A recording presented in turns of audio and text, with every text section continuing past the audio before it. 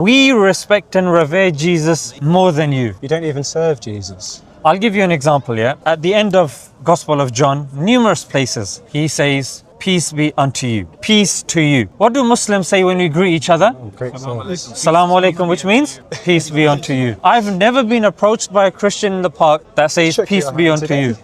We take the words of Jesus. To be a true follower of Jesus is not singing his name by saying Jesus, Jesus, Jesus.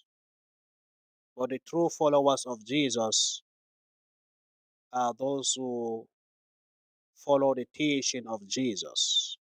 In the Garden of Gethsemane, Jesus put his head on the ground. Abraham put his head on the ground. Moses put his head on the ground. Muhammad, peace be upon him, put his head on the ground. Muslims put their head on the ground. Jesus and the prophets, they grew their beards. We grow our beards. Jesus actually says the declaration of faith that the Muslims say in John 17:3, when he says, the only true God is the Father. And then he distinguishes himself as someone sent by him. That's our declaration of faith. I testify there's none worthy of worship besides Allah, and I testify that Muhammad is a messenger of God. Among the teaching of Jesus, Jesus said, worship one God.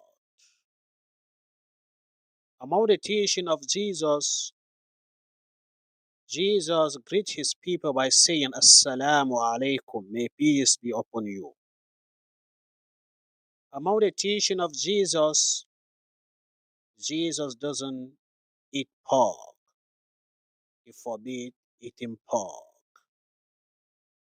Among the teaching of Jesus, he prostrate to the only one God and worship him.